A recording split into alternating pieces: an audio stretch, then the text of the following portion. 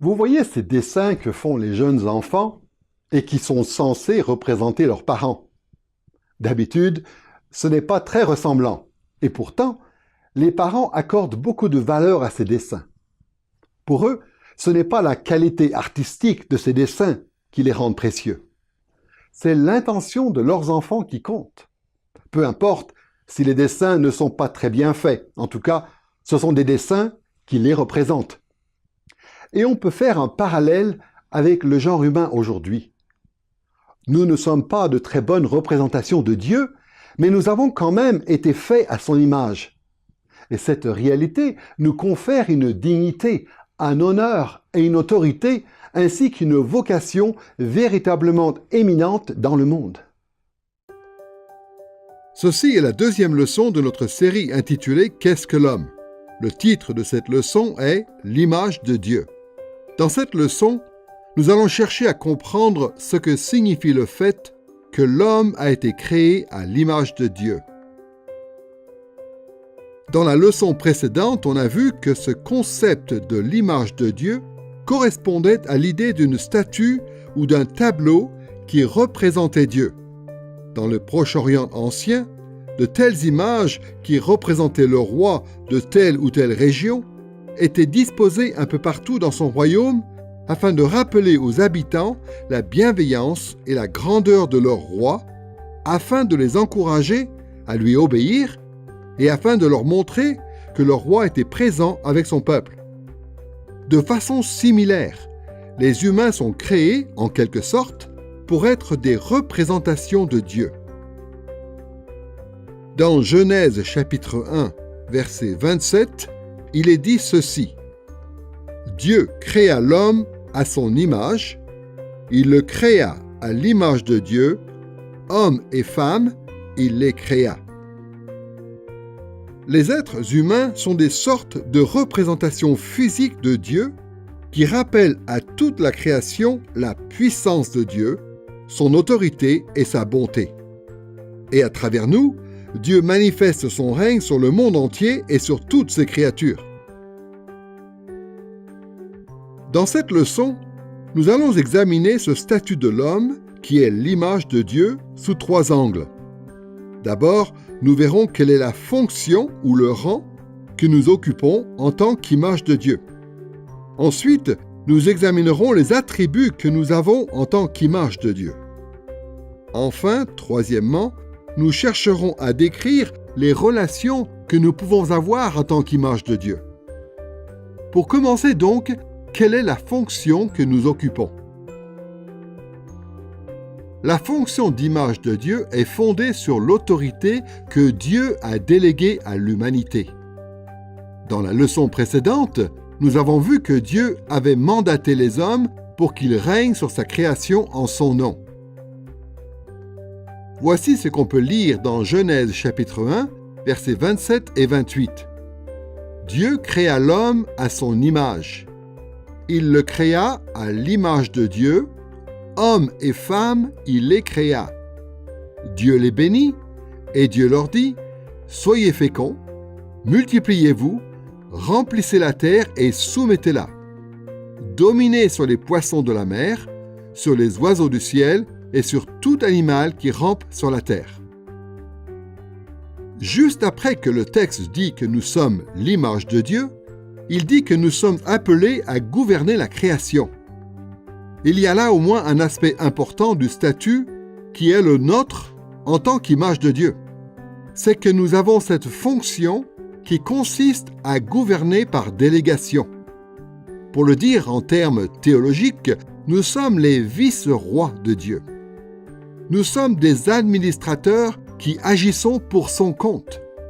Ou pour le dire encore autrement, nous sommes des rois vassaux semblables à ceux qui existaient dans le Proche-Orient ancien. Pour examiner la fonction qui est la nôtre en tant qu'image de Dieu, nous allons d'abord essayer de voir à quoi ressemblaient les images des faux dieux à l'époque de la Bible. Ensuite, nous verrons que ces images-là peuvent éclairer notre compréhension de notre propre rôle à nous qui sommes les images du vrai Dieu. Commençons par les images des faux dieux. Pour ce qui concerne cette leçon, nous allons considérer les images des faux dieux sous deux catégories qui sont les plus courantes dans le contexte du Proche-Orient ancien. Nous commencerons par les idoles, puis nous verrons les rois. Pour commencer donc, les idoles. Les études qui ont été faites sur les religions du Proche-Orient ancien montrent que le culte des idoles était très répandu. Les gens voulaient un culte aux idoles, pensant que ces idoles pouvaient leur procurer la force et de nombreux autres bienfaits. Mais Dieu a interdit à son peuple de fabriquer des idoles ou des images qui lui ressembleraient. La raison principale, c'est que Dieu est esprit et qu'il ne peut pas être identifié à un corps ou à une représentation physique. La puissance et la majesté de Dieu sont telles qu'elles nous empêchent de lui rendre un culte à travers des objets tangibles. Typiquement, les idoles étaient des objets façonnés par les hommes. Mais la fonction de ces idoles n'était pas seulement de représenter les dieux de manière visible. Quand on fabriquait une idole, on supposait que le dieu qui était représenté demeurait spirituellement dans l'idole. C'est la raison pour laquelle ces objets étaient vénérés. On pensait que ces représentations tangibles des dieux véhiculaient véritablement la présence de ces dieux pour les faire habiter au milieu de leur peuple. On peut dire que les idoles étaient, pour le peuple, de véritables substituts des dieux. Cette croyance est attestée par des indices archéologiques. Sur une stèle égyptienne datant de l'époque des pyramides, autour du 3e millénaire avant Jésus-Christ, figure une inscription qui dit que le dieu Ptah a créé des idoles pour que d'autres dieux viennent les habiter. L'archéologue James Henry Bredsted, dans son ouvrage intitulé Development of Religion and Thought in Ancient Egypt, publié en 1912, fournit une traduction de cette inscription. Ptah a fabriqué des images de leur corps pour satisfaire leur cœur. Puis, les dieux sont entrés dans leur corps fait de tout bois, de toute pierre et de tout métal. Le prophète Habakkuk fustige cette croyance dans Habakkuk chapitre 2, versets 18 et 19, où il dit ceci. « À quoi sert une statue pour que l'artisan la taille? Malheur à celui qui dit au bois, lève-toi, à la pierre silencieuse, réveille-toi. Enseigne-t-elle? La voilà plaquée d'or et d'argent, mais en elle, pas le moindre esprit. » D'après ces fausses religions dénoncées par le prophète Habakkuk, il y avait une substance ou un souffle divin qui demeurait dans les idoles, ce qui voulait dire que les dieux pouvaient entendre et même peut-être répondre à leurs adorateurs à travers ces objets. Mais ce que dit Habakkuk, c'est qu'il n'y a aucune présence divine dans les idoles. De même, dans Ésaïe chapitre 44, Dieu se moque de cette utilisation des idoles en faisant remarquer que le charpentier fabrique son idole du même bois que celui qui l'utilise pour faire un feu ou pour cuire sa nourriture. Qui pouvait penser qu'une idole avait quoi que ce soit de spécial? Mais les idolâtres se font tellement d'illusions qu'ils sont incapables de reconnaître les mensonges qu'ils se racontent à eux-mêmes. C'est ce qu'on voit dans Ésaïe chapitre 44, versets 13 à 20. Le charpentier se coupe des cèdres. Il prend des rouvres et des chênes. Ces arbres servent à l'homme pour brûler, et il en prend et il se chauffe. Il y met aussi le feu pour cuire du pain, et il en fabrique également un dieu. Il se prosterne, il en fait une statue devant laquelle il fait des révérences. Il n'a ni assez de connaissances ni d'intelligence pour dire « Je ferai des révérences devant un morceau de bois ». N'est-ce pas de la fausseté que j'ai en main? À cette époque, les idolâtres pensaient qu'en offrant de la nourriture à leurs idoles, ou en les oignant d'huile, ou en les vénérant de diverses autres manières, leur Dieu en tirait une gloire et un bénéfice. Mais en réalité, les idoles sont impuissantes. Elles ne sont pas habitées par un esprit, ni par quoi que ce soit d'autre. L'Écriture nous dit que certains faux dieux sont en réalité des démons comme on le voit dans Deutéronome chapitre 32 verset 17, dans Psaume 106 verset 37 ou encore dans 1 Corinthiens chapitre 10 verset 20. Il y a d'autres faux dieux qui ne sont que le fruit de l'imagination. Quoi qu'il en soit, une idole de toute manière ne vaut rien et ne peut rien. L'Écriture ne nie pas le fait que les idoles représentent des dieux. Elle insiste simplement sur le fait que ces dieux sont des faux dieux et que les images qui les représentent n'ont absolument aucun pouvoir. Ces fausses religions étaient profondément erronées. Pourtant, elles peuvent nous aider à comprendre ce que les gens à cette époque entendaient par l'expression « image de Dieu ». Pour eux, l'image de Dieu dénote quelque chose de sacré. De telles images représentent les dieux. Elles expriment et elles promeuvent la croyance en ces dieux. Elles répandent la connaissance de ces dieux. Et elles étaient perçues comme des véhicules de la présence et de la bénédiction des dieux auprès de leur peuple. Parmi les images des faux dieux dans le monde antique, il y a donc les idoles. Mais il y a aussi les rois humains. Dans beaucoup de cultures du Proche-Orient ancien, les rois étaient appelés des images des dieux qu'ils servaient. La raison, c'est qu'on supposait notamment que les rois avaient un accès privilégié à la présence des dieux, de la même façon qu'on pensait que les dieux étaient spécialement présents dans les idoles. D'autre part, on estimait que les rois reflétaient ou incarnaient la volonté des dieux. Les rois étaient censés accueillir la volonté et la sagesse des dieux, puis faire appliquer cette volonté dans leur royaume. En Égypte, par exemple, pendant la période du Nouvel Empire, qui a débuté vers l'an 1550 avant Jésus-Christ, les pharaons ont commencé à être désignés sous cette appellation d'image des dieux. Cette pratique a perduré jusque dans la période de l'Ancien Testament. On sait que le pharaon, Ahmosis Ier, qui a régné au XVIe siècle avant Jésus-Christ, était appelé l'image de Ra, le dieu soleil. Le dieu Amon désigne Amenhotep III, qui a régné au XVIe siècle avant Jésus-Christ sous l'expression « mon image vivante ». Le dieu Amon-Ré, lui, dit aussi « tu es mon fils bien-aimé, mon image, je t'ai donné de régner en paix sur la terre. » Ces indications nous montrent que les pharaons étaient considérés comme les images des dieux du fait qu'ils gouvernaient les royaumes des dieux sur la terre. On supposait qu'ils étaient au bénéfice d'une faveur spéciale des dieux, qu'ils avaient un contact privilégié avec les dieux et qu'ils allaient faire appliquer la volonté des dieux.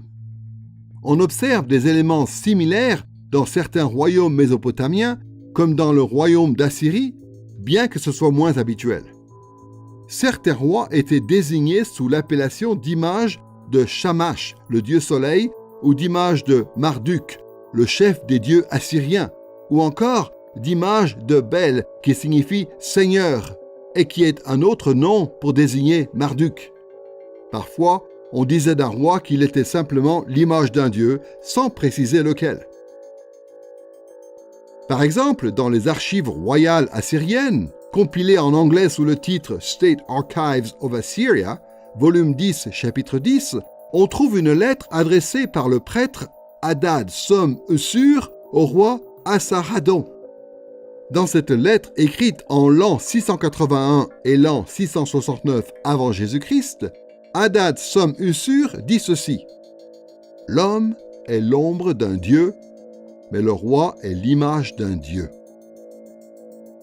Dans une lettre précédente, Hadad Som-Usur avait dit qu'Asarhaddon et son père, l'empereur assyrien Sennachérib, étaient tous les deux des images de Bel. Donc, Hadad Som-Usur ne voulait pas dire qu'Asarhaddon, lui en particulier, était l'image d'un dieu. Ce qu'il voulait dire, c'était que les rois en général avaient une relation privilégiée avec les dieux comparée aux autres hommes. Les rois ressemblaient donc plus aux dieux que le reste des hommes. Dans cette affirmation, l'homme est l'ombre d'un dieu, on peut déceler l'idée qu'il y avait plusieurs degrés de ressemblance aux dieux. Dans le Proche-Orient ancien, peut-être pensait-on que les rois étaient les images les plus authentiques des dieux, tandis que les hommes qui appartenaient à des classes inférieures étaient aussi des images des dieux, mais d'un autre ordre, des ombres plutôt que de véritables images. Quoi qu'il en soit, ces différentes utilisations de l'expression « image de Dieu » nous aident à percevoir ce que les premiers destinataires des écrits de Moïse ont dû eux-mêmes comprendre à travers le récit de la Genèse.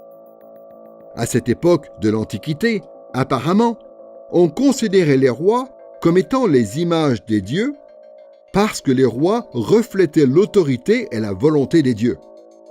Et donc, lorsque cette expression « image de Dieu » est appliquée à l'être humain, les destinataires du texte supposent naturellement que cela désigne une fonction particulière, à savoir la fonction de roi. Pour mieux comprendre la fonction qui est la nôtre en tant qu'image de Dieu, nous avons donc pu voir à quoi ressemblaient les images des faux dieux à l'époque de la Bible.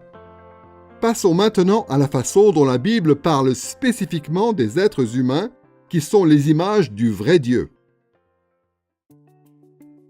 Genèse chapitre 1 nous raconte la façon dont Dieu, pendant la semaine de la création, a formé et structuré le monde entier. Le 6e jour, qui est le dernier jour travaillé pendant cette semaine de création, Dieu accomplit sa dernière œuvre, il crée l'être humain. Voici ce qu'on peut lire dans Genèse chapitre 1, verset 26. Dieu dit, « Faisons l'homme à notre image, selon notre ressemblance, pour qu'il domine sur les poissons de la mer, sur les oiseaux du ciel, sur le bétail, sur toute la terre et sur tous les reptiles qui rampent sur la terre. » La première chose que la Bible dit sur l'homme, c'est qu'il est l'image et la ressemblance de Dieu. Voilà, fondamentalement, comment Dieu considère le genre humain. Quand la Bible dit que les êtres humains sont créés à l'image de Dieu, selon sa ressemblance, ce que cela veut dire essentiellement, c'est que tout ce que les hommes sont et tout ce qu'ils font représente ou reflète Dieu. Et les deux termes image et ressemblance se complétant. Nous sommes une image de Dieu, mais nous sommes une image selon sa ressemblance. C'est-à-dire que nous ne sommes pas une copie conforme de Dieu. Nous lui ressemblons. C'est une similitude dynamique et non statique.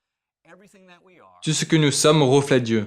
Nous devons garder à l'esprit cette idée fondamentale. C'est que Dieu a voulu créer un être qui le représente, et pour cela, il a créé le genre humain. Nous allons donc parler de ce que cela veut dire pour les hommes d'être les images du vrai Dieu. Nous allons le faire en 3 étapes. D'abord, nous allons examiner la terminologie biblique de l'image et de la ressemblance. Ensuite, nous considérerons Jésus qui nous est présenté comme l'image parfaite de Dieu. Enfin, troisièmement, nous parlerons de l'autorité que nous avons en tant qu'image de Dieu. Commençons par la terminologie de l'image et de la ressemblance. Les deux termes en hébreu, image ou tselem, et ressemblance ou dimuth, n'ont pas exactement la même signification, mais ils se recoupent quand même. Une image peut désigner une idole taillée ou en métal fondu, comme dans Nombres chapitre 33 verset 52, dans 2 Rois chapitre 11 verset 18, ou encore dans Ézéchiel chapitre 7 verset 20 et chapitre 16 verset 17. Le terme peut aussi désigner une reproduction de quelque chose, comme les souris en or qui ont été présentées avec l'arche de l'Alliance quand l'arche a été rendue aux Israélites dans 1 Samuel chapitre 6 versets 5 et 11. Le terme peut aussi désigner un reflet ou une ombre, comme dans Psaume 39 verset 7 ou dans Psaume 73 verset 20. Contrairement au terme image, celui de ressemblance ne désigne jamais une idole, mais il peut faire référence à une statue, comme c'est le cas pour les bœufs en bronze dans 2 Chroniques chapitre 4 verset 3. Le terme est aussi employé pour désigner le descriptif ou le plan d'un autel dans 2 Rois chapitre 16 verset 10. Et dans toute la littérature prophétique de l'Ancien Testament, ce même terme est employé pour décrire l'apparence ou le son de quelque chose en le comparant à quelque chose d'autre. Par exemple, dans Ésaïe chapitre 13, verset 4, le bruit sur les montagnes est la ressemblance du bruit d'un peuple nombreux. Le prophète Ézéchiel emploie le terme de ressemblance pour décrire l'apparition du char triomphal de Dieu dans Ézéchiel chapitre 1 et 10, où il est question de créatures merveilleuses qui ressemblent à différents animaux et qui brillent comme des pierres précieuses. Et dans Daniel chapitre 10, verset 16, il est aussi question d'un messager céleste qui a la forme ou la ressemblance d'un homme. Ces deux termes, image et ressemblance, n'ont donc pas exactement la même signification, mais ils se recoupent parce qu'ils désignent tous les deux un modèle ou une représentation d'une réalité supérieure. Ainsi, les hommes sont l'image et la ressemblance de Dieu, car ils reflètent la puissance, l'autorité et la bonté de Dieu. Il ne fait aucun doute que notre puissance, notre autorité et notre bonté sont infimes comparées à celles de Dieu. Mais elles reflètent quand même ces attributs de Dieu. De nombreux théologiens estiment par ailleurs que les termes d'image et de ressemblance, quand ils sont employés ensemble, ont un sens particulier qui dépasse le recoupement que nous venons de mentionner. Ils disent que d'un côté, le mot image souligne notre similitude avec Dieu, tandis que le mot ressemblance souligne la distinction qu'il faut maintenir entre Dieu et les hommes, de façon à ce que nous ne supposions pas que nous sommes en tout point comme Dieu. À part Genèse chapitre 1 verset 26, il y a un seul autre verset dans l'Ancien Testament qui utilise ensemble les deux termes image et ressemblance. Il s'agit de Genèse chapitre 5 verset 3. Dans ce passage, il est dit que Seth est à l'image et à la ressemblance de son père Adam. Dire que quelqu'un qui est l'image et à la ressemblance de son père terrestre est autrement moins significatif que dire de quelqu'un qu'il est à l'image et à la ressemblance de Dieu. Adam et Seth étaient tous les deux des êtres humains, mais seul Dieu est Dieu. C'est aussi ce que dit l'apôtre Paul dans Romains chapitre 3 verset 30. Il y a un seul Dieu. Cela est affirmé aussi dans 1 Corinthiens chapitre 8 verset 6 et dans Jacques chapitre 2 verset 19. L'Écriture est très claire sur le fait que nous ne sommes pas des petits dieux et que nous ne deviendrons jamais des dieux. Même lorsque les nouveaux cieux et la nouvelle terre seront inaugurés et que nous serons nous-mêmes glorifiés, nous serons encore et toujours de simples créatures et Dieu sera toujours infiniment plus grand que nous. Tout cela étant dit, la similitude entre Adam et Seth nous montre quand même que nous sommes plus que de simples reflets des caractéristiques de Dieu. Quand on pense au fait que les humains ont été créés à l'image de Dieu, il faut bien se dire que nous sommes comme Dieu par certains aspects, et que par d'autres aspects, nous ne sommes pas comme lui. Rappelons-nous surtout que si nous sommes l'image de Dieu, cela ne veut pas dire que nous sommes des petits dieux. Autrement dit, nous sommes capables d'agir comme lui à certains égards. Par exemple, nous sommes capables de créer. Nous ne pouvons pas créer ex nihilo à partir de rien. Mais à chaque fois qu'un être humain fait preuve de créativité, c'est l'image de Dieu qui se manifeste. Nous sommes aussi des êtres moraux. Le fait que nous sommes capables de faire des choix et de choisir parmi plusieurs options la meilleure et de choisir le bien plutôt que le mal. Bref, le fait que nous sommes dotés de cette capacité morale est aussi l'expression de cette image de Dieu. Et surtout, le fait que nous sommes capables de penser les pensées de Dieu et de contempler le divin, voilà encore quelque chose qui montre que nous lui ressemblons. Il y a toute une série de doctrines que le théologien relie à cette terminologie biblique de l'image et de la ressemblance. Certains théologiens soulignent l'autorité que nous avons sur la création de Dieu. D'autres théologiens s'attachent aux œuvres que nous faisons. D'autres encore mettent en avant le fait que nous avons en commun avec Dieu certains attributs qui nous distinguent des animaux. Et tout cela est vrai. nous sommes l'image et la ressemblance de Dieu, parce que nous gouvernons la terre en tant que rois serviteurs de Dieu, et parce que nous avons été dotés de toutes les qualités et de toutes les aptitudes nécessaires pour accomplir notre vocation. Pour comprendre ce que cela veut dire pour nous d'être les images du vrai Dieu, nous avons donc commencé par considérer la terminologie biblique de l'image et de la ressemblance. Passons maintenant à Jésus, qui est notre exemple parfait. En tant que Dieu incarné, Jésus est le seul être humain parfait à avoir jamais existé. Il est complètement dépourvu de péché et il est complètement parfait dans tous ses attributs humains. De plus, puisqu'il est le Messie, ou le Christ, il est aussi le roi humain que Dieu a établi sur son royaume. Et bien sûr, la présence spéciale de Dieu repose en lui plus qu'en aucun autre être humain, étant donné qu'il est lui-même Dieu. Donc, si nous voulons savoir ce que c'est que l'image de Dieu, nous avons intérêt à regarder Jésus, qui est l'exemple parfait de ce qu'est censé être cette image. Dans 2 Corinthiens chapitre 4, versets 4 et 5, l'apôtre Paul dit ceci: « Les incrédules ne voient pas briller l'éclat que projette l'évangile de la gloire de Christ, qui est l'image de Dieu. Nous ne nous prêchons pas nous-mêmes, c'est Jésus-Christ le Seigneur que nous prêchons, et nous nous déclarons vos serviteurs à cause de Jésus. » Dans ce passage, Paul fait référence à Jésus comme étant l'image de Dieu, de façon à le distinguer de tous les autres êtres humains. Paul associe d'une part l'image de Dieu à la gloire de Jésus, une gloire divine, lui-même étant Dieu.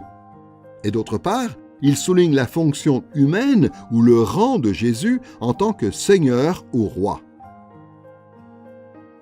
Jésus étant l'image parfaite de Dieu, il présente une gloire divine qu'aucune créature ne pourrait jamais avoir. Dans Colossiens chapitre 2, verset 9, l'apôtre Paul dit que Dieu habite pleinement en Christ sans se priver d'aucun aspect de sa divinité, de sorte qu'en Christ, tous les attributs de Dieu sont présents.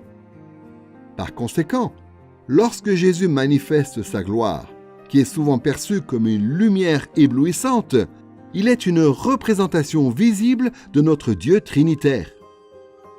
Mais la révélation de sa gloire va encore plus loin. La gloire de Dieu inclut des notions telles que sa valeur intrinsèque, sa réputation et la louange qu'il reçoit. Et toutes ces choses s'appliquent aussi à Christ qui est Dieu. Dans Hébreux chapitre 1, verset 3, il est dit ceci: « Ce Fils est le rayonnement de la gloire de Dieu, est l'expression de son être. » Et Jésus lui-même dit ceci dans Jean chapitre 14, verset 9, « Celui qui m'a vu a vu le Père. » L'apôtre Paul rapproche aussi le fait que Jésus est l'image idéale de Dieu du fait qu'il est Seigneur. Ce titre, Seigneur, se réfère au fait que Jésus est le roi qui exerce parfaitement son règne de la part de Dieu sur la création. En tant que vice-roi de Dieu ou roi vassaux, tous les hommes ont été appelés à cette tâche, d'après Genèse chapitre 1, versets 26 à 28. Mais celui qui est le roi de l'humanité rachetée et qui a toujours parfaitement observé la loi de Dieu, Jésus, lui, remplit cette fonction parfaitement.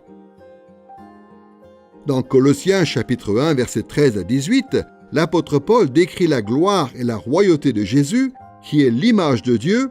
Il dit ceci: « Le Père nous a transportés dans le royaume de son Fils bien-aimé. Il est l'image du Dieu invisible, le premier-né de toute la création, car en lui, tout a été créé dans les cieux et sur la terre, ce qui est visible et ce qui est invisible, trône, souveraineté, principauté, pouvoir. Tout a été créé par lui et pour lui. Il est la tête du corps de l'Église. Il est le commencement, le premier-né d'entre les morts, afin d'être en tout le premier. Jésus est l'image de Dieu, car il a la suprématie dans tous les domaines. Il est le roi de son propre royaume. Il est le premier-né de toute la création, c'est-à-dire qu'il est l'aîné, celui qui doit hériter de la création. Il est le créateur de toute autre autorité, ce qui veut dire que son autorité à lui est supérieure à celle des autres. Il est la tête, c'est-à-dire le chef de l'Église, et il a l'honneur d'être le tout premier homme ressuscité et glorifié. Tous ces éléments contribuent à nous montrer en quoi Jésus est la représentation parfaite de la puissance et de la gloire de Dieu. Ces éléments nous montrent aussi en quoi Jésus est l'exemple parfait de la royauté et de l'autorité de Dieu, des caractéristiques qui s'expriment aussi dans la vie d'un être humain. Jésus est l'image parfaite de Dieu. Jésus est le second Adam, comme on le voit dans 1 Corinthiens, chapitre 15, verset 45. Il est le dernier Adam, qui est la puissance même de Dieu. Cette puissance extraordinaire de Dieu s'est manifestée en Jésus, l'homme parfait, parce qu'il était un être humain qui n'avait jamais commis le moindre péché. Il était un être humain qui n'était pas né dans le péché. Dans Matthieu chapitre 1, versets 19 et 20, on peut voir que l'Esprit de Jésus ne vient pas de Joseph ou de Marie ou de la lignée d'Adam, mais qu'il vient du Saint-Esprit. La vie de Jésus a été une vie parfaite en raison de ce qu'il y avait en lui. Il était foncièrement, intérieurement saint, alors même qu'il était constitué de chair et d'os. Et Jésus a été l'image parfaite de Dieu, parce qu'il n'a jamais succombé au péché. Et pourtant, il a connu les faiblesses des humains. Hébreux chapitre 4, verset 15. Mais il n'a jamais commis le péché.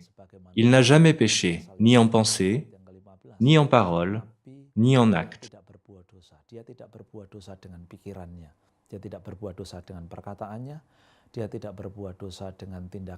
De toute sa vie, jusqu'à l'achèvement de sa mission en tant qu'être humain serviteur de Dieu dans ce monde, il n'a pas péché une seule fois.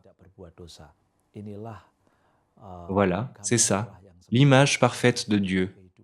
C'est ça, l'exemple d'une vie parfaite. C'est la vie que Jésus-Christ a vécue. Aucun être humain ne peut représenter Dieu aussi bien que Jésus-Christ. Et pourtant, nous sommes quand même, véritablement, des images de Dieu et pas seulement des ombres de Dieu, comme le croyaient les Assyriens. Nous exerçons vraiment une autorité de sa part. Nous agissons pour son compte et nous reflétons sa gloire. Nous ne faisons pas ces choses aussi bien que Jésus, mais nous les faisons quand même. Voilà pourquoi dans 1 Corinthiens chapitre 11 verset 7, l'apôtre Paul est capable de dire ceci: « L'homme est l'image et la gloire de Dieu. » Nous sommes en train d'examiner cette fonction éminente occupée par les hommes, qui sont les images du vrai Dieu, et après avoir vu dans un premier temps la terminologie biblique de l'image et de la ressemblance, et après avoir considéré dans un deuxième temps Jésus qui est l'image parfaite de Dieu, nous passons maintenant à la question de l'autorité que cela nous confère en tant qu'êtres humains. En disant que les êtres humains sont l'image de Dieu, la Bible associe notamment leur rôle en tant qu'image de Dieu à l'autorité que Dieu leur a donnée d'exercer sur la terre. Cette idée correspond à la vision qu'on avait des rois dans le Proche-Orient ancien, où ceux-ci étaient considérés comme des images spéciales de leur Dieu, étant donné qu'ils exerçaient le pouvoir en leur nom. Mais dans l'Écriture, cette autorité et cette fonction ne sont pas limitées au roi. Tous les êtres humains, sans exception, hommes et femmes, jeunes et vieux, en haut ou en bas de l'échelle sociale, tous sont les vice-rois de Dieu ou les rois serviteurs de Dieu, dont la tâche consiste à s'assurer que la volonté de Dieu est faite sur la terre.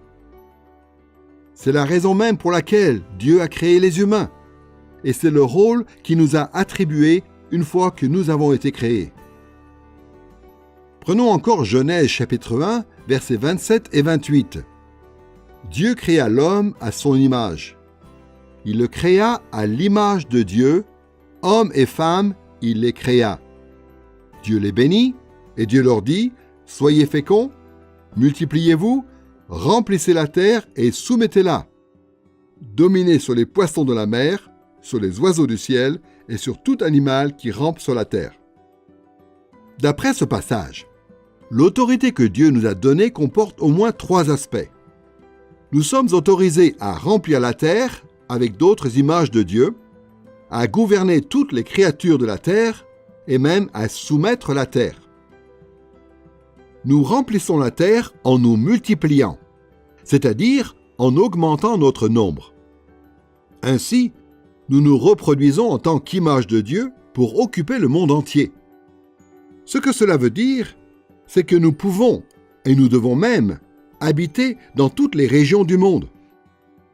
Nous y apportons, par nos personnes, la représentation de Dieu et le rendons ainsi présent en quelque sorte. Et nous développons la culture humaine dans tous ces endroits où nous allons. Nous gouvernons de diverses manières toutes les créatures de la terre.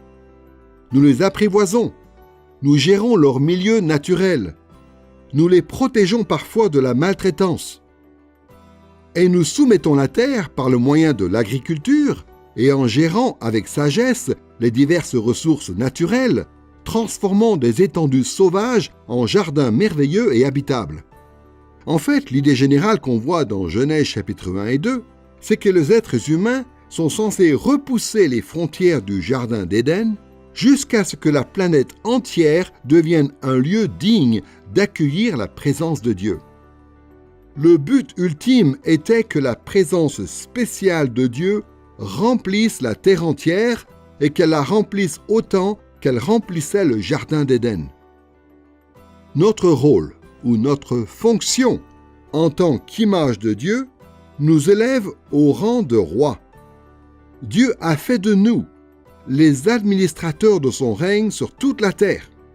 C'est une fonction qui nous confère une dignité exceptionnelle. Nous sommes tous des rois et des reines.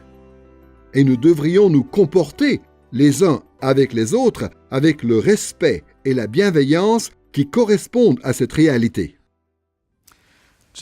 Dans Genèse chapitre 1, il est clair qu'Adam et Ève et toute l'humanité ont été créés à l'image de Dieu selon sa ressemblance.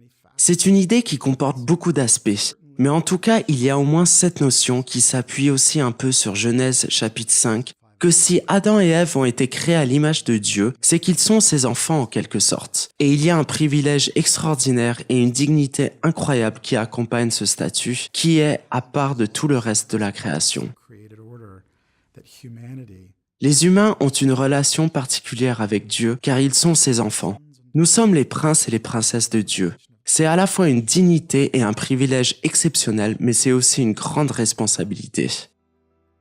Nous pouvons reconnaître la dignité et l'honneur qui sont les nôtres en tant que rois serviteurs de Dieu, mais nous devons nous rappeler qu'il y a toujours au-dessus de nous l'autorité suprême de Dieu.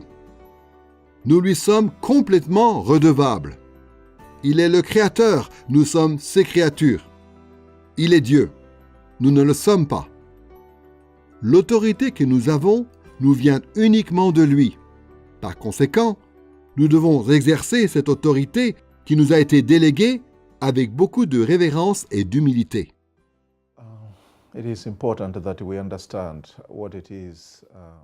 Il est important de savoir ce que cela veut dire d'être créé à l'image de Dieu. Ce que cela veut dire, c'est que nous avons été créés de manière à lui ressembler, avec un certain pouvoir et avec un rôle qui consiste à représenter Dieu. Nous sommes des agents responsables et nous sommes des êtres relationnels, d'abord en relation avec Dieu, mais aussi en relation avec notre prochain. Nous sommes appelés à nous soumettre au règne de Dieu, ce qui veut dire que nous devons vivre selon les desseins de Dieu. Malheureusement, nous avons péché contre Dieu Et ce qu'il nous faut maintenant, c'est que cette relation qui a été brisée soit réparée.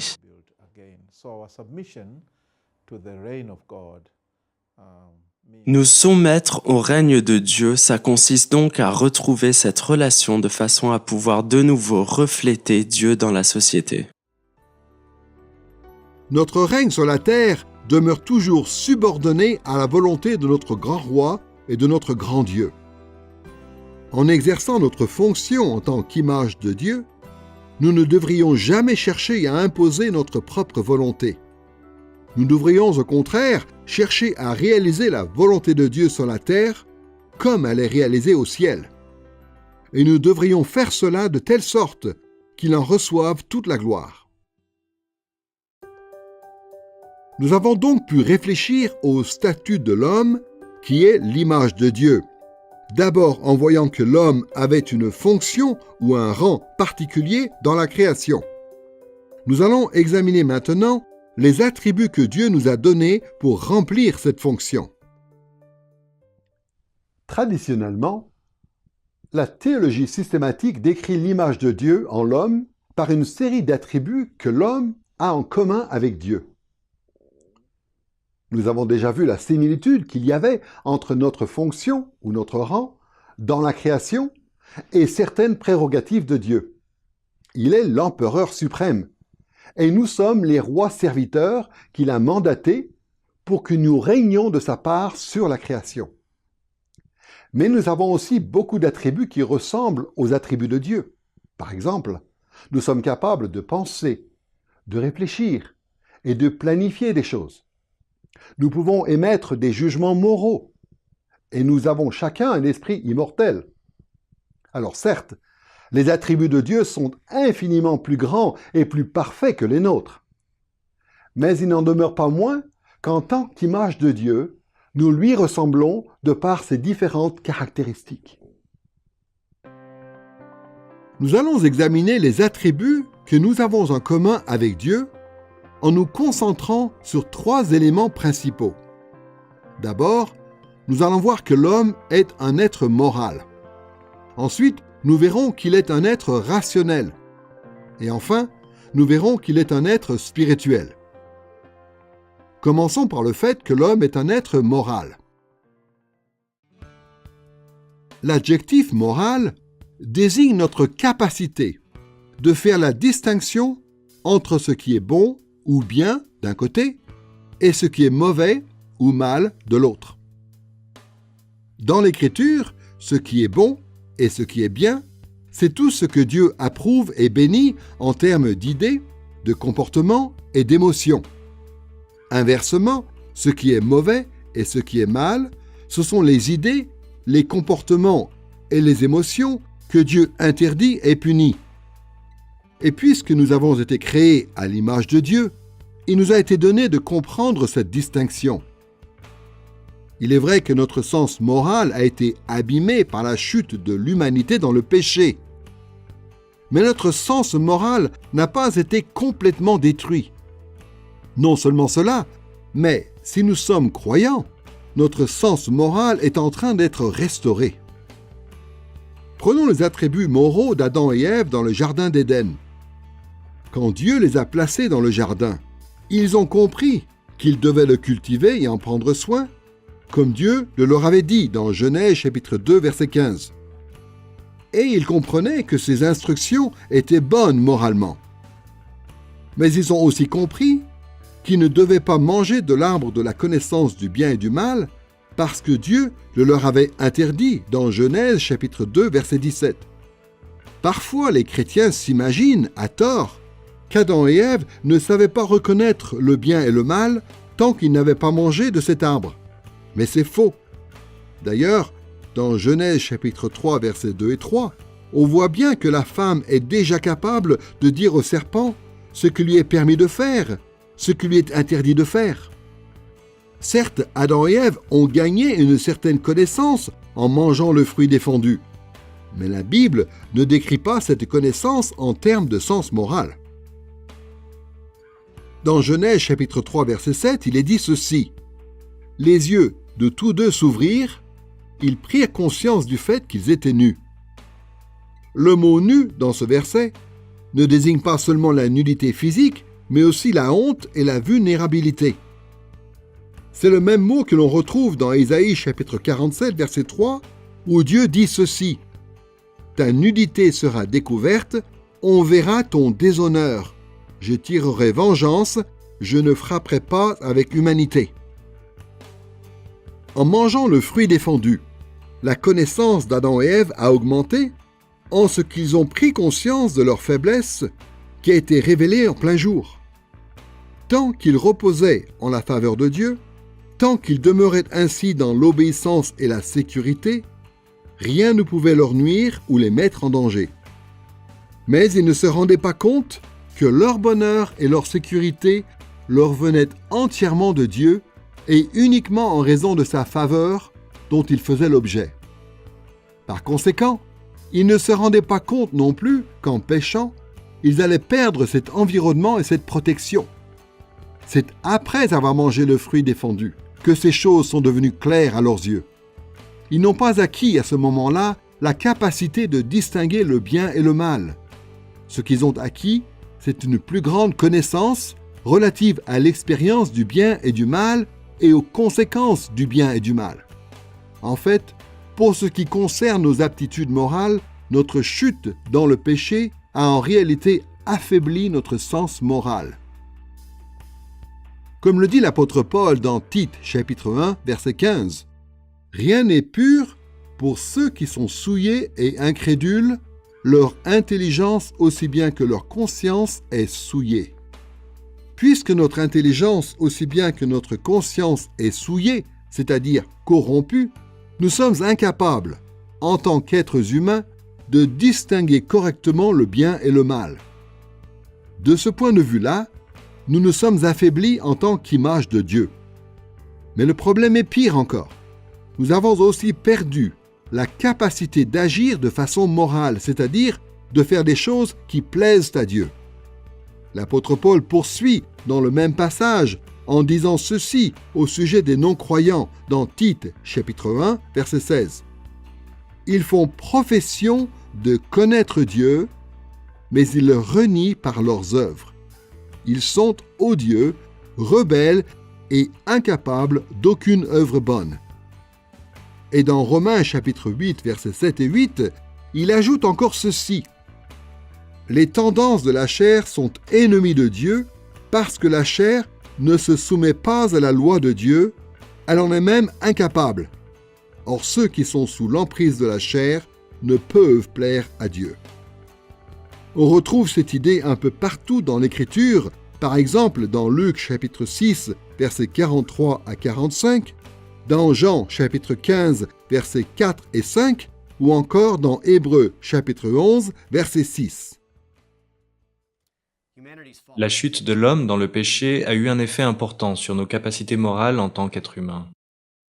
C'est quelque chose qu'on peut voir déjà dans le récit lui-même dans Genèse chapitre 3. Après qu'Adam et Ève ont péché, qu'est-ce qu'ils font?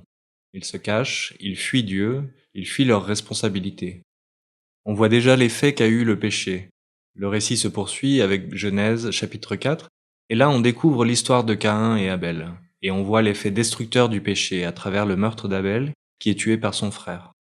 Et ensuite on a l'histoire des descendants de Caïn, et on voit le genre d'orgueil et d'arrogance qui est typique du genre humain. Et donc en fait, il suffit de lire le récit de la Genèse pour voir combien l'effet du péché d'Adam a été puissant et profond. Et puis un peu plus tard dans l'Écriture, on découvre d'autres réflexions théologiques à ce sujet. Au psaume 51 par exemple, qui est ce fameux psaume où le roi David confesse ses péchés, on voit David qui dit qu'il est pécheur depuis qu'il a été conçu dans le sein de sa mère. Le roi David ici fait remonter notre nature pécheresse jusqu'au tout premier jour de notre existence. Le péché, ce n'est pas quelque chose qu'on acquiert avec le temps, en grandissant sous l'influence de la culture par exemple. Le péché est au contraire profondément enraciné en nous. Et cette réalité nous est encore plus clairement expliquée dans le Nouveau Testament. L'apôtre Paul nous dit par exemple que si on n'a pas l'esprit, on est incapable de comprendre les choses de l'esprit de Dieu. C'est dans 1 Corinthiens 2. Dans Romains 8, il est question de ceux qui vivent selon la chair, c'est-à-dire nous tous, tant que nous sommes séparés de Christ. Et l'apôtre Paul dit qu'on est incapable dans ces conditions de plaire à Dieu. Nous sommes totalement incapables de nous détourner de nos péchés et de faire ce qui plaît à Dieu, indépendamment de la grâce de la régénération que Dieu peut opérer en nous. Il existe certaines traditions théologiques qui affirment que dans sa chute, l'homme a perdu sa justice originelle, sa sainteté et ses capacités morales à un tel point qu'il en a même complètement perdu l'image et la ressemblance de Dieu. Mais même après la chute, l'Écriture continue de parler de l'homme comme étant l'image et la ressemblance de Dieu. Par exemple, Genèse chapitre 9, verset 6, est un passage qui nous dit que le meurtre est condamné parce que l'homme est l'image de Dieu. De la même façon, dans Jacques chapitre 3, verset 9, il est dit qu'il ne faut pas maudire son prochain parce que nous avons tous été créés à la ressemblance de Dieu. C'est pourquoi la plupart des traditions théologiques ont conclu que l'image et la ressemblance de Dieu en l'homme ont été abîmées, mais pas détruites. Quoi qu'il en soit, tous les chrétiens évangéliques sont d'accord pour dire que la chute de l'homme dans le péché a eu un impact négatif sur nos capacités morales. Mais il y a une bonne nouvelle pour les croyants. Quand nous plaçons notre foi en Christ, Dieu commence à renouveler et à rétablir cet aspect de son image en nous. En effet, dans Éphésiens chapitre 4, verset 24, l'apôtre Paul nous exhorte à revêtir la nature nouvelle, créée selon Dieu dans une justice et une sainteté que produit la vérité. Ce que Paul veut dire par la nature nouvelle, c'est notre être tout entier avec tous ses aspects, y compris notre sens moral et notre capacité de faire des choses qui plaisent à Dieu. Notre connaissance, notre justice, notre sainteté sont en train d'être rétablis en Christ. Et ce rétablissement se fait selon Dieu, c'est-à-dire selon le modèle de Dieu, de façon à ce que nous devenions de meilleures images de lui. Parmi les attributs qu'il a en commun avec Dieu, l'homme est donc un être moral. Il est aussi, deuxièmement, un être rationnel. La doctrine de l'homme en tant qu'image de Dieu est souvent associée à la rationalité de l'être humain. Et cela pour plusieurs raisons. Mais avant tout, il faut préciser une chose. C'est qu'avec la chute de l'homme, l'image de Dieu a été gravement abîmée, mais elle n'a pas été complètement détruite. De sorte qu'aujourd'hui encore, nous portons en nous l'image de Dieu. Et cela se manifeste peut-être avant tout par le fait que nous pensons et que nous agissons de manière rationnelle. Autrement dit, malgré la chute, les êtres humains ont la capacité de prendre des décisions réfléchies et d'exercer un certain discernement entre les bons et les mauvais choix. Et ce constat va assez clairement dans le sens de l'idée selon laquelle nous avons été créés avec la loi de Dieu en nous. La connaissance de la loi de Dieu est inscrite dans nos gènes, pour ainsi dire, dans nos êtres-esprits et dans notre conscience. Et l'apôtre Paul en parle de cette réalité. Il dit que les non-juifs, contrairement aux juifs, n'ont pas reçu la loi de Dieu. Et pourtant, par nature, et cela est vrai pour nous tous, ils ont une connaissance de Dieu gravée dans leur conscience, et par conséquent, ils sont capables de prendre des décisions rationnelles.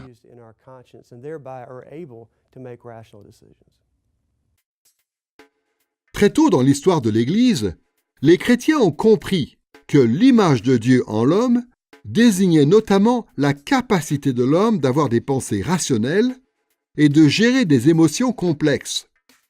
L'importance des facultés rationnelles de l'homme apparaît par exemple dans Genèse chapitre 2, versets 19 et 20. Dans ce passage, Adam fait usage de son autorité en tant qu'image de Dieu pour donner aux animaux des noms appropriés et pour évaluer leur aptitude à être une aide et un vis-à-vis pour l'homme, dans la réalisation de sa tâche qui consiste à remplir la terre et à la soumettre.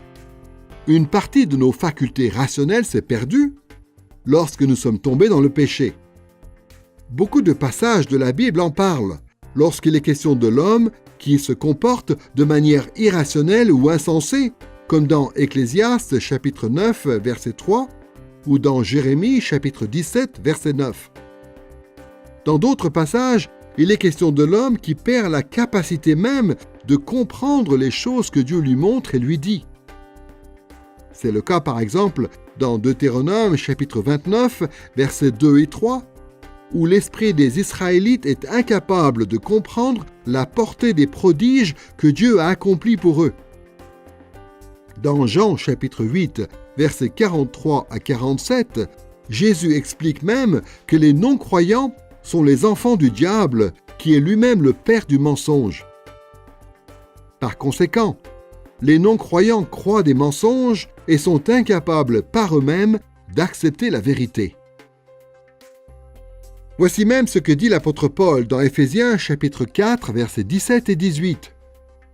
Les païens marchent selon la vanité de leur intelligence. Ils ont la pensée obscurcie. Ils sont étrangers à la vie de Dieu à cause de l'ignorance qui est en eux et de l'endurcissement de leur cœur.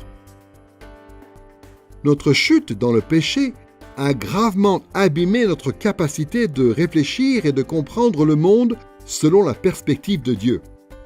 Mais la chute n'a pas complètement détruit cette capacité. Nous avons encore des facultés rationnelles et émotionnelles, bien qu'elles ne fonctionnent pas aussi bien qu'avant.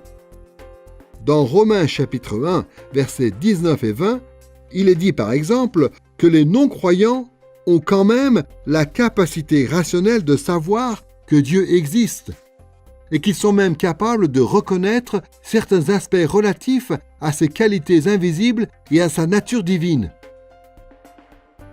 Jean Calvin, qui a vécu de 1509 à 1564, affirmait que les hommes déchus et non-croyants étaient néanmoins capables de penser de manière rationnelle.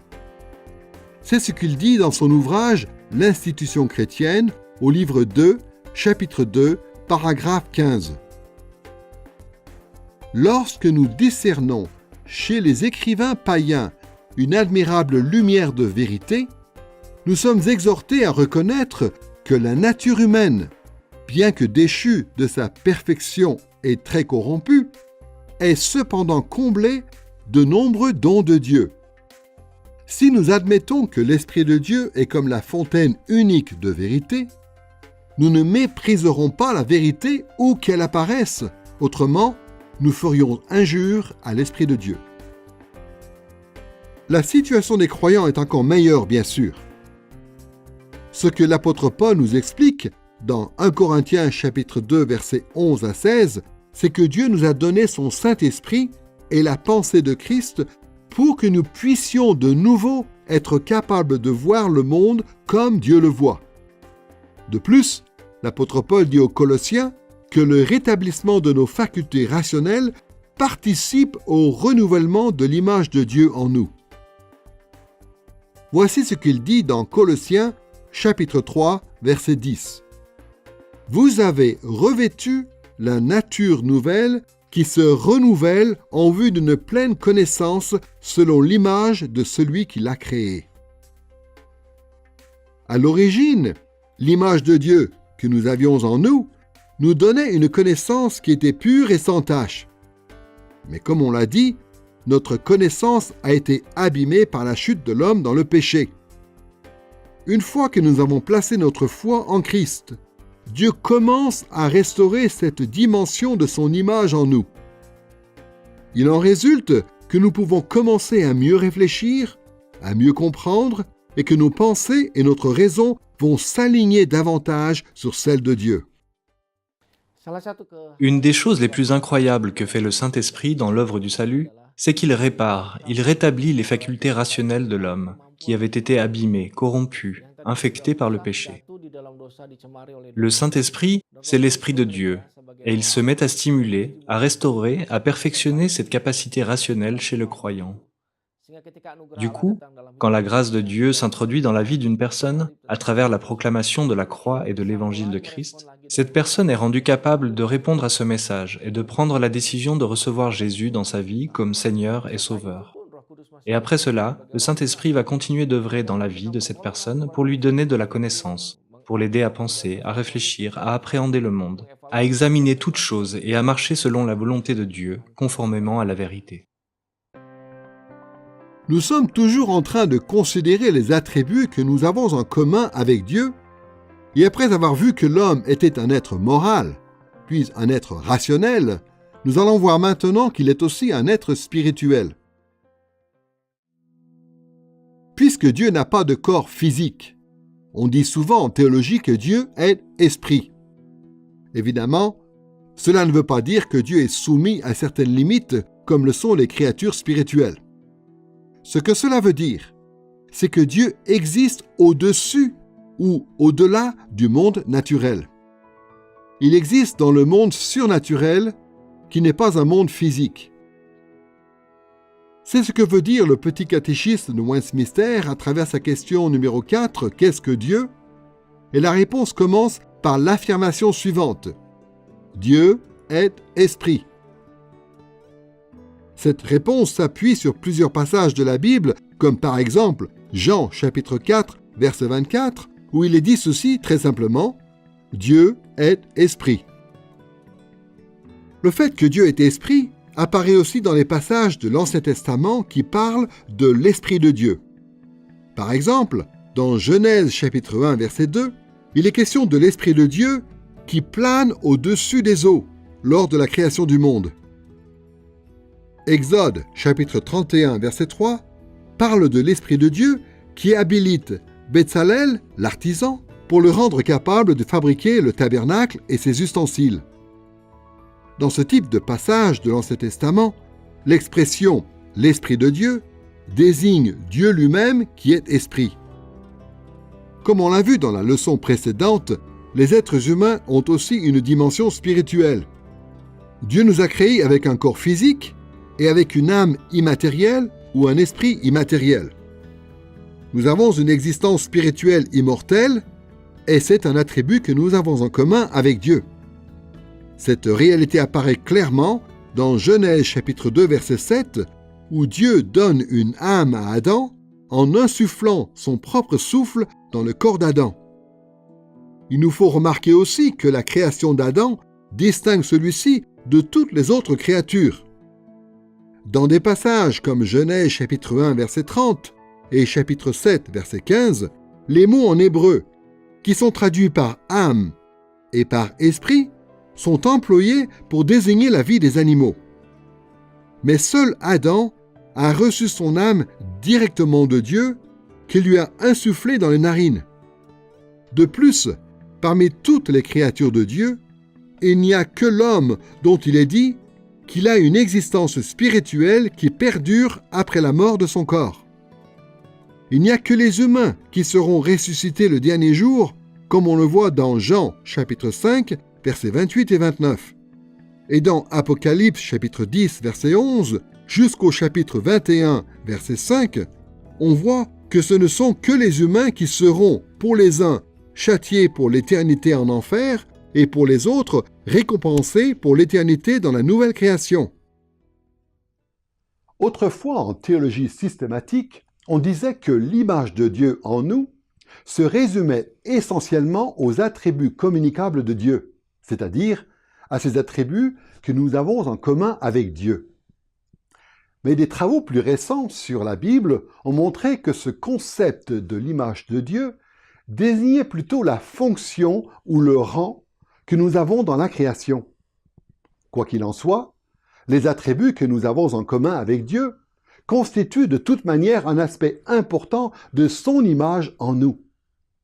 Ce sont des attributs qui ont été abîmés par notre chute dans le péché. Mais ils n'ont pas été abîmés au point où nous ne serions plus les images de Dieu. Nous occupons toujours devant lui la fonction de roi-serviteur dans sa création. Et par sa grâce et avec son aide, nous pouvons encore œuvrer pour réaliser sa volonté sur la terre. Dans cette leçon, nous nous intéressons au statut de l'homme qui est l'image de Dieu, et nous avons pu voir, pour commencer, que l'homme avait une fonction ou un rang particulier dans la création. Et ensuite, nous avons pu examiner les attributs que Dieu nous a donnés pour remplir cette fonction. Nous allons voir maintenant, dans cette dernière partie, quelles sont les relations que nous avons en tant qu'image de Dieu. Quand Dieu a établi l'humanité dans sa fonction en tant qu'image de Dieu, il a mis en place tout un éventail de relations. Dieu est devenu pour l'homme le grand suzerain, l'empereur suprême auquel les humains doivent répondre de leur service en tant que rois serviteurs ou rois vassaux. Les humains ont commencé à développer des relations les uns avec les autres en tant que co-gérants de la création. Et le reste de la création est devenu subordonné au règne des hommes. Nous allons considérer les relations que nous avons en tant qu'image de Dieu en 3 étapes. D'abord, nous parlerons de notre relation avec Dieu. Ensuite, nous étudierons notre relation avec les humains. Enfin, troisièmement, nous évoquerons notre relation avec la création. Commençons par notre relation avec Dieu. Dans la leçon précédente, nous avons dit que lorsque Dieu a créé l'humanité, il a aussi établi une relation d'alliance avec nous. Cette alliance ressemble aux traités antiques qui pouvaient exister dans le contexte du Proche-Orient ancien. C'étaient des accords conclus entre un grand empereur ou un suzerain, ici il s'agit de Dieu, et un vassal ou un roi inférieur, ici il s'agit de l'humanité. Et nous avons noté que l'alliance de Dieu avec les hommes comportait les 3 éléments caractéristiques de ces traités antiques. D'abord, le rappel de la bienveillance du suzerain envers son vassal. Ensuite, la mention de la loyauté requise de la part du vassal envers le suzerain. Et enfin, une description des conséquences qu'entraînerait la fidélité ou l'infidélité du vassal.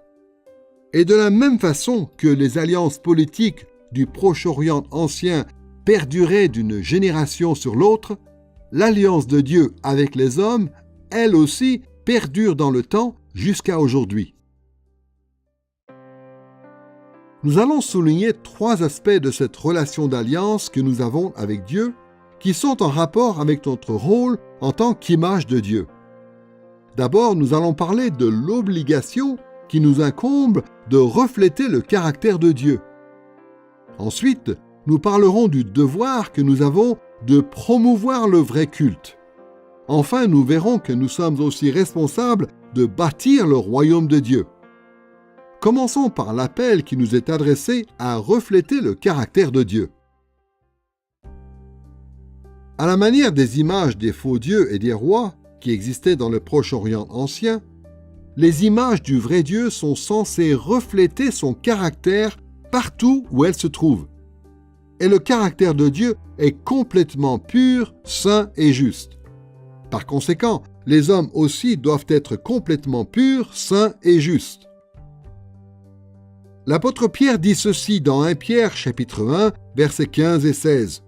« De même que celui qui vous a appelé est saint, vous aussi, devenez saints dans toute votre conduite, puisqu'il est écrit « Vous serez saints, car je suis saint ». Et l'auteur de l'Épître aux Hébreux dit ceci dans Hébreux chapitre 12, verset 14.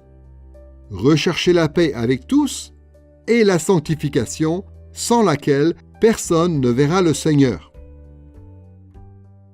Il est évident que des êtres humains déchus ne pourront jamais devenir complètement saints par leurs propres moyens.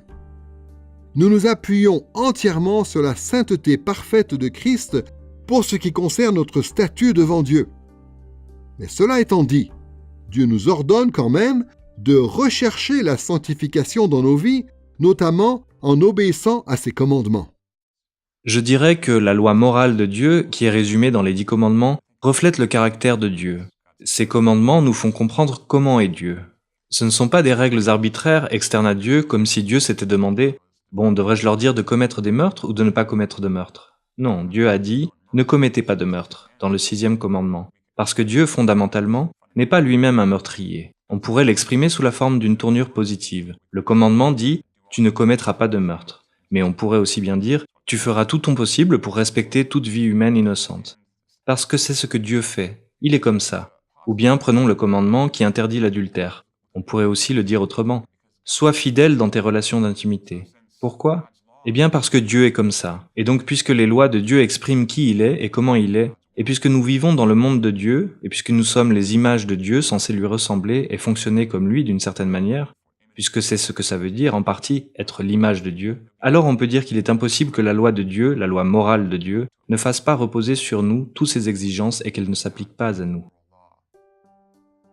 Malheureusement, on a beau faire tous ces efforts pour obéir à Dieu et pour observer les commandements de son alliance, peu importe la volonté qu'on y met, on va toujours échouer. L'Écriture le dit très clairement dans des passages comme Ecclésiaste chapitre 7, verset 20, Romains chapitre 7, versets 18 et 19, et chapitre 8, verset 3, ou encore Galates chapitre 5, verset 17.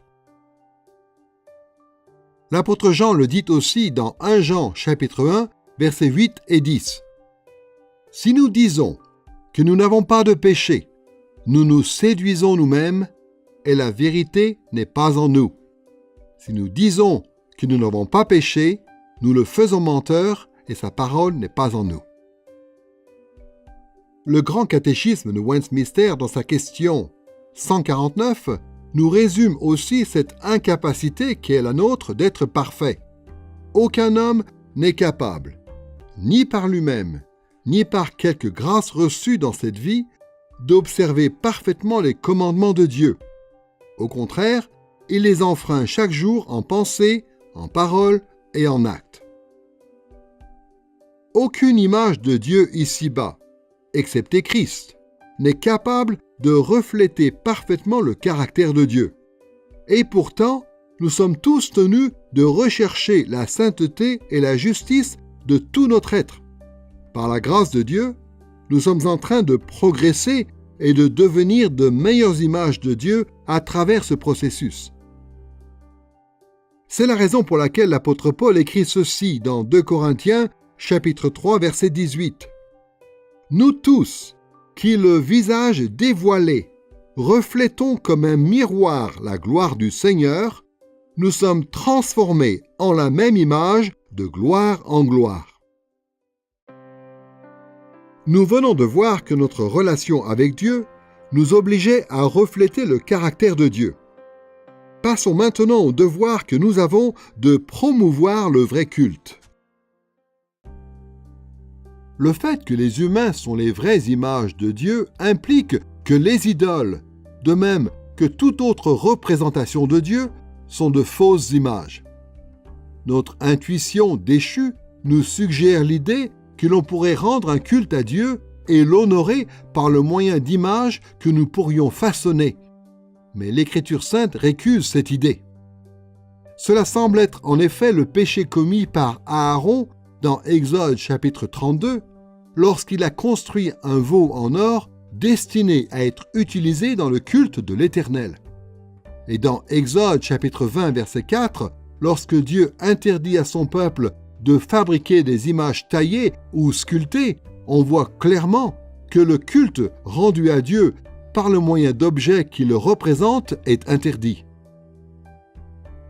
Moïse évoque sans doute cet emploi défendu des images dans le culte lorsqu'il dit ceci dans Deutéronome chapitre 4 versets 15 et 16.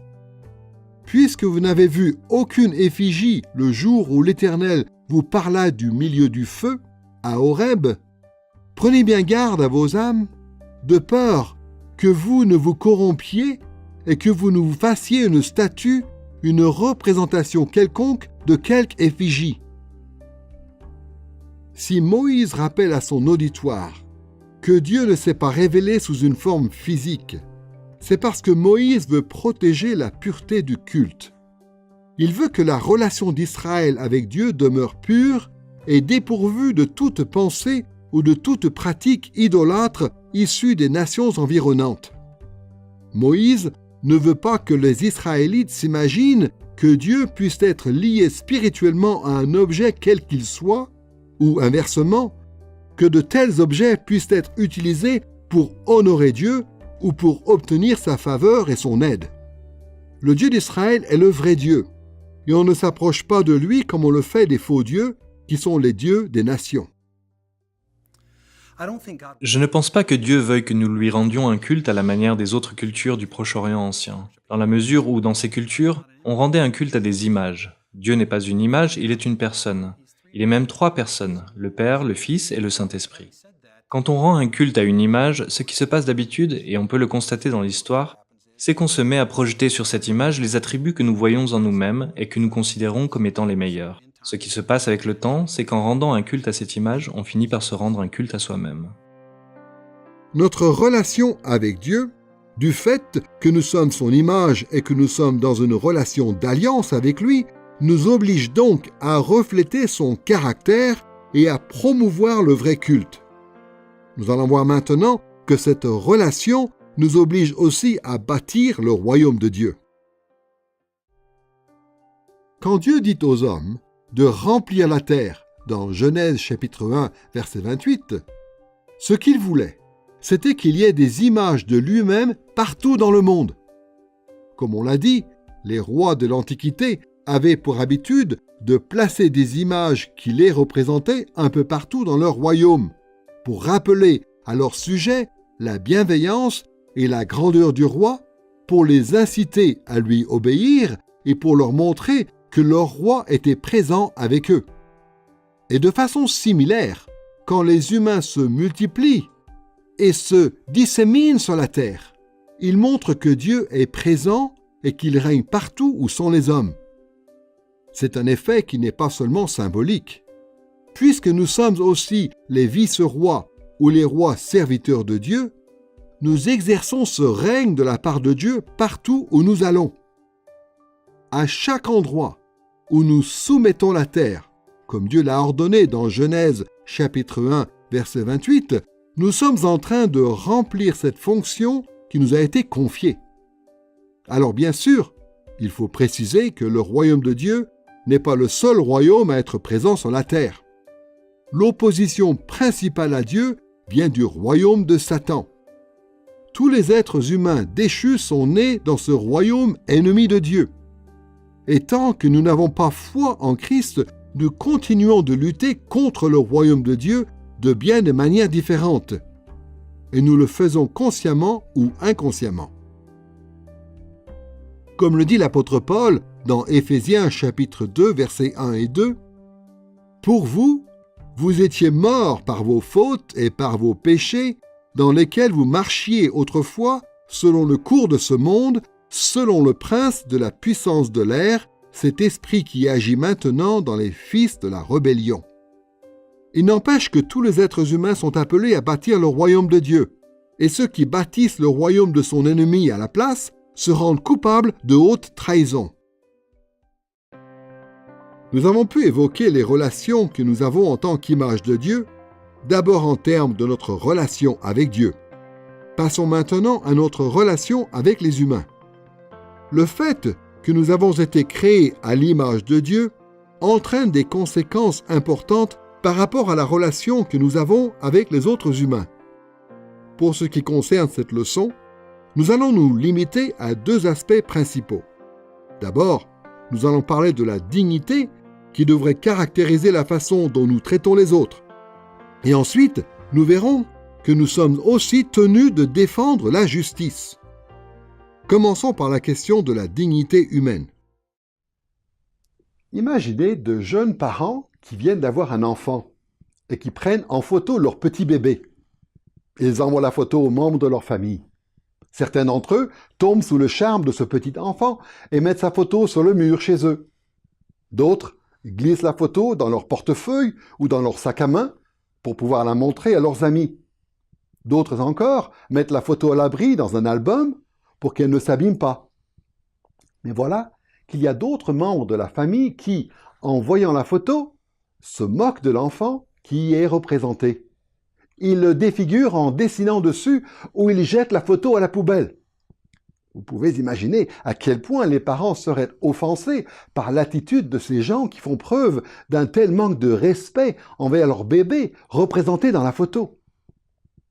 Et on peut faire un parallèle avec l'image de Dieu en l'homme. Tous les êtres humains ont de la valeur aux yeux de Dieu parce que tous les êtres humains portent son image. Et cela veut dire que tous les êtres humains méritent d'être traités avec respect et dignité. Dans Genèse chapitre 1, versets 27 et 28, et au chapitre 5, versets 1 à 3, la Bible enseigne que tous les humains portent l'image de Dieu. telle est la réalité, indépendamment de notre sexe, de notre âge, de notre origine ethnique, du montant de nos possessions, de notre statut social, de notre santé, de nos capacités, de notre apparence physique ou de quoi que ce soit qui nous distingue des autres. Il est vrai que les attributs des uns et des autres reflètent Dieu à des degrés différents. Mais la réalité de l'image de Dieu est suffisante en chaque être humain pour que chaque être humain mérite d'être traité avec respect et dignité. Nous sommes tous des représentations de Dieu d'une façon ou d'une autre. Et donc, en maltraitant une représentation de Dieu, c'est Dieu lui-même qu'on insulte. D'après Genèse chapitre 1, une des choses qui constitue fondamentalement notre identité en tant qu'être humain, c'est le fait que Dieu nous a créés à son image. On peut donc dire, d'une certaine manière, que tous les êtres humains sont censés refléter Dieu et le représenter dans le monde. Cette réalité a des implications très importantes sur le plan éthique par rapport à la façon dont nous devons traiter les autres humains que nous rencontrons. S'il est vrai que tous les êtres humains représentent Dieu, alors la façon dont nous les traitons reflète en quelque sorte notre propre relation avec Dieu. Dans la mesure où nous respectons notre prochain, nous respectons aussi Dieu, son Créateur. Dans la mesure où nous déshonorons notre prochain, ou nous abusons de lui, ou nous lui faisons du mal, nous déshonorons aussi Dieu. Ainsi, par exemple, dans Genèse 9:6, on voit que la peine ultime, la peine capitale, est requise contre le péché de meurtre. Et la raison qui est donnée, c'est que les hommes ont été créés à l'image de Dieu. La victime d'un meurtre, c'est quelqu'un qui porte l'image de Dieu. Et en lui faisant violence, c'est à Dieu lui-même qu'on fait violence.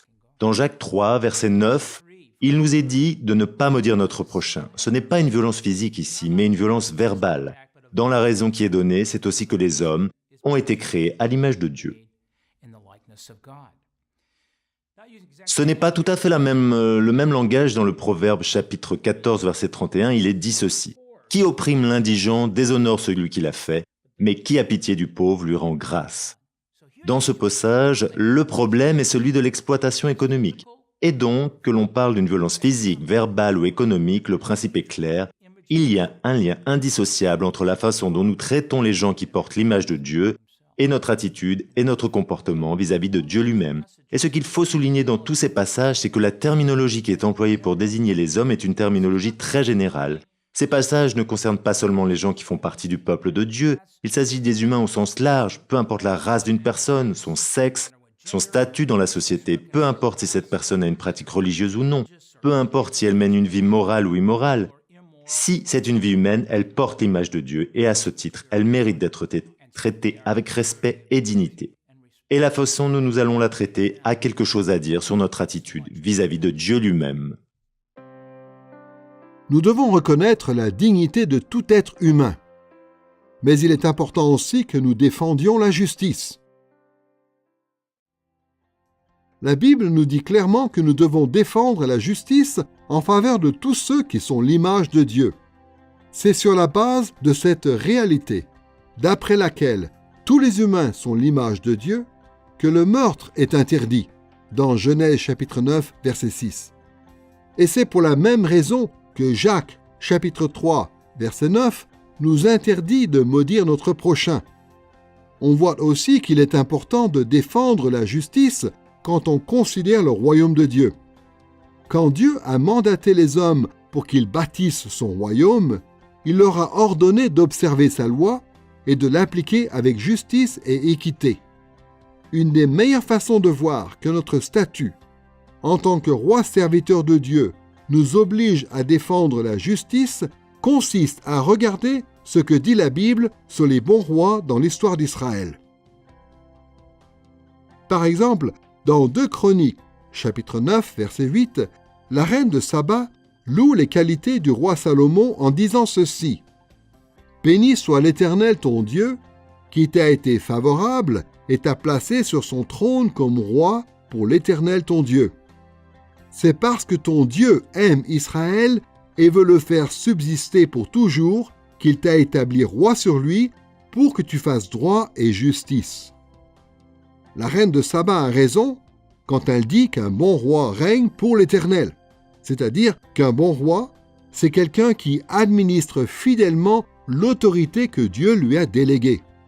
Et cette autorité est utilisée pour faire droit et justice. Puisque tous les êtres humains ont un rôle semblable à celui de Salomon, dans la mesure où nous sommes des rois serviteurs de Dieu, nous avons aussi cette responsabilité qui est de défendre la justice parmi les humains. Ce langage relatif à la justice se trouve aussi chez le prophète Ésaïe lorsqu'il décrit le Messie qui doit venir, le Christ, le roi parfait qui doit régner sur tout le royaume terrestre de Dieu. Et nous savons qu'il s'agit là de Jésus. Dans Ésaïe chapitre 42, versets 1 à 4, le prophète déclare ceci.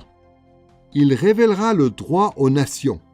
Il révélera le droit selon la vérité.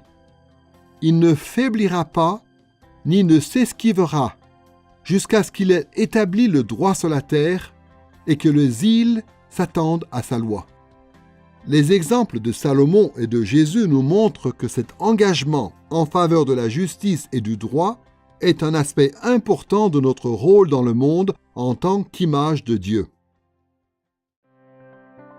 Dans cette partie de la leçon sur les relations que nous avons en tant qu'image de Dieu, nous avons pu réfléchir à la relation que nous avons avec Dieu, puis à la relation que nous avons avec les humains. Pour terminer, passons à la relation que nous avons avec la création. Notre relation à la création est décrite dans Genèse chapitre 1, versets 27 à 28. Voici encore ce que disent ces deux versets. Dieu créa l'homme à son image. Il le créa à l'image de Dieu, hommes et femmes, il les créa. Dieu les bénit et Dieu leur dit, « Soyez féconds, multipliez-vous, remplissez la terre et soumettez-la, dominez sur les poissons de la mer, sur les oiseaux du ciel et sur tout animal qui rampe sur la terre. » En tant qu'image de Dieu, les humains sont comme des gestionnaires de la création.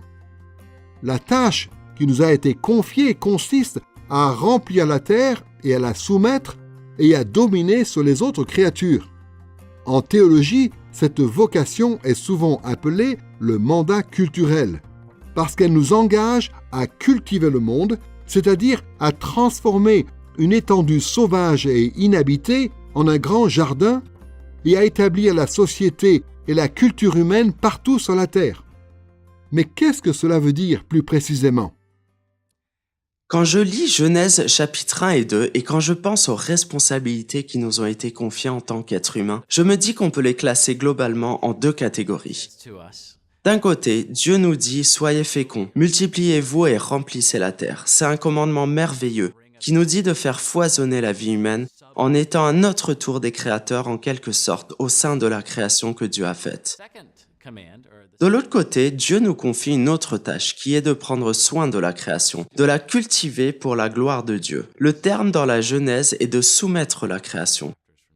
Donc notre travail ne consiste pas seulement à nous reproduire, à nous multiplier, mais aussi au fur et à mesure que nous croissons en nombre, à prendre soin de la création que Dieu a faite.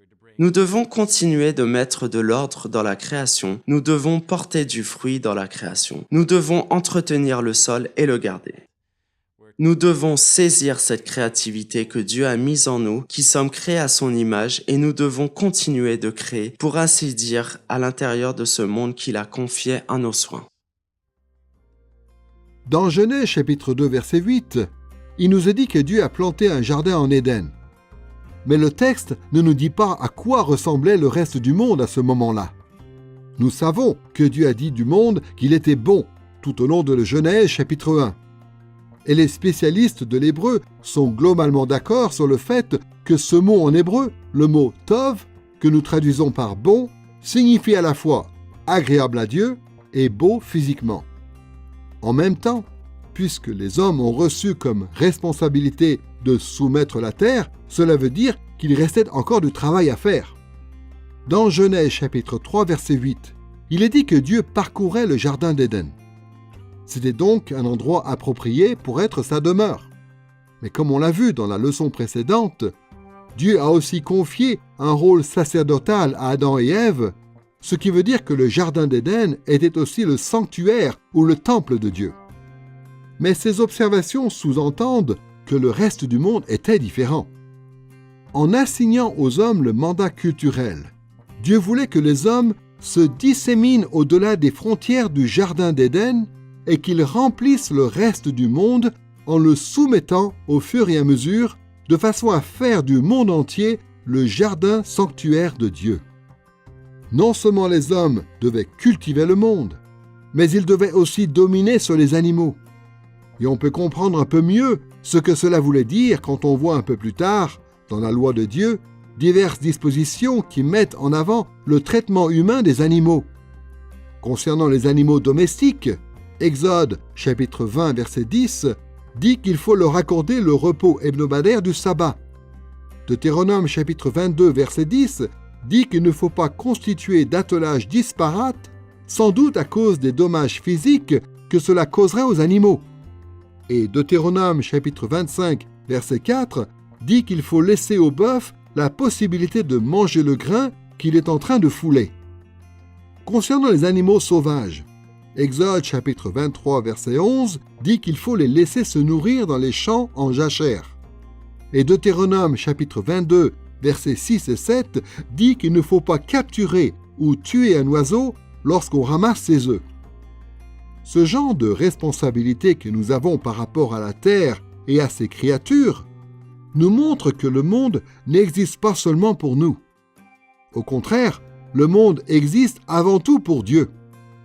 C'est pourquoi, en tant qu'image de Dieu, nous devons garder et gérer avec soin toutes ces choses qu'il a appelées bonnes, et nous devons les cultiver de façon à les améliorer plutôt qu'à les abîmer.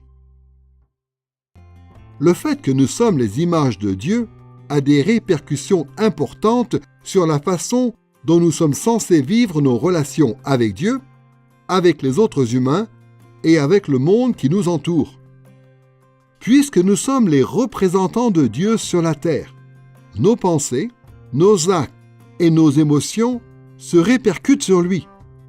Et Dieu nous tient pour responsables de la façon dont nous allons assumer notre statut dans le monde. Il veut que nous le fassions de manière à accomplir ses projets, de manière bénéfique pour sa création et pour ses créatures, et d'une manière qui le glorifie. Dans cette leçon, nous avons cherché à comprendre ce que cela voulait dire pour l'homme d'être l'image de Dieu. Nous avons vu quelle était la fonction particulière ou le rang que nous avions, et pour cela, nous avons fait une comparaison entre les images des faux dieux et les images du vrai Dieu. Nous avons aussi relevé les attributs que nous avions en tant qu'image de Dieu sur le plan moral, sur le plan rationnel et sur le plan spirituel. Et puis nous avons évoqué les relations que nous avions avec Dieu, avec les autres humains et avec le reste de la création. De nos jours, beaucoup de courants philosophiques sont complètement centrés sur l'homme. On nous dit que si on se base sur Dieu comme étant l'autorité ultime dans la vie, cela fait des hommes des esclaves. Alors que si on se concentre sur l'homme indépendamment de Dieu, cela favorise la dignité de l'homme et l'estime de soi. Mais en réalité, c'est prendre les choses complètement à l'envers. Si l'homme est l'image de Dieu sur la terre, alors il a bien plus de dignité et d'importance dans ce monde qu'il ne pourrait jamais en avoir simplement par lui-même. Dieu a mis son image en nous. Il a fait de nous des rois. Nous sommes mandatés pour manifester son règne, pour exercer une autorité qu'il nous a déléguée, pour refléter son caractère et pour faire sa volonté. Qu'est-ce qui pourrait nous donner plus de valeur et plus d'importance que cela?